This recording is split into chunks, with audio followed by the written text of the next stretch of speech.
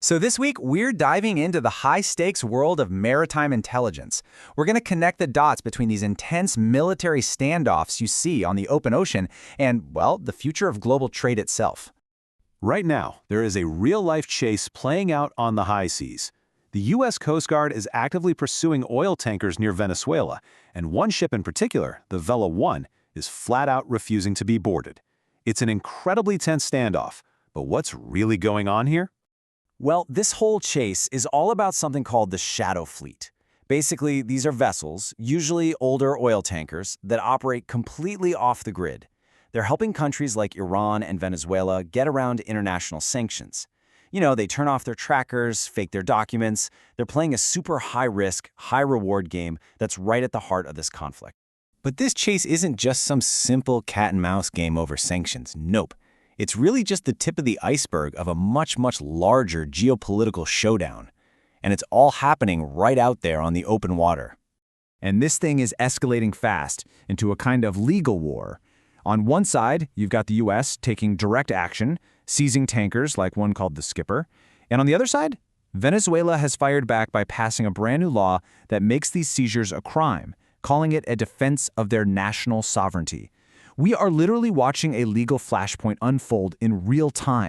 So this immediate conflict, it just begs a much bigger question, right? I mean, beyond grabbing individual ships, what's the long-term strategic play here? And the answer reveals a massive strategic shift. To deal with these shadow fleets and really reassert its power amid all this rising global competition, the U.S. has just unveiled its Golden Fleet Plan.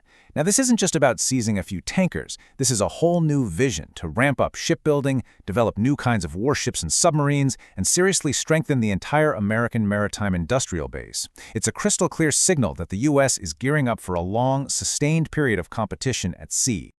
Now, all this geopolitical drama isn't happening in a bubble. All these tensions, along with other global pressures, are literally redrawing the map of global shipping. They are shifting the very seaways that power our entire world. And one of the biggest stories here is the comeback of the Red Sea route. For almost 2 years, you remember, attacks forced ships to take that long, incredibly expensive detour all the way around Africa. But just now, the Danish shipping giant Maersk completed a full transit. This is a huge, huge milestone. If this return to normal actually sticks, it could completely upend freight rates and supply chains as we head into 2026. But it's not just about old routes reopening. Brand new ones are being charted as we speak. You've got Odefield tankers pioneering a green corridor from Brazil to Europe using sustainable biofuel. That's amazing. And then, at the complete other end of the world, Canada is planning a second Antarctic expedition. And this isn't just for science. This is research that could lay the groundwork for future shipping routes right through the polar regions. It's this fascinating mix of resilience and pure innovation. Okay, so beyond the visible drama of ship seizures and new routes, there's this powerful, almost invisible undercurrent that's shaping the entire industry, a rising tide of new rules. And a huge wave just crashed ashore. The U.S. court has ruled that some of the big tariffs from the Trump administration actually went beyond what was legally allowed. This is a massive pivot point.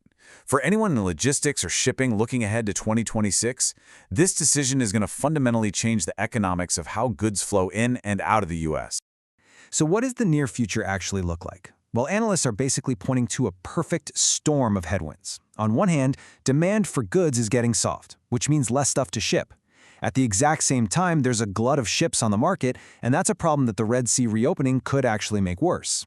And then you layer on top of all that a ton of complex new emissions rules that are just driving up costs for everybody. And this quote from Ship and Bunker really just nails it. This constant state of regulatory flux, it's not some temporary headache. It is the new normal. It's a permanent, long-term reality that the entire maritime industry now has to navigate.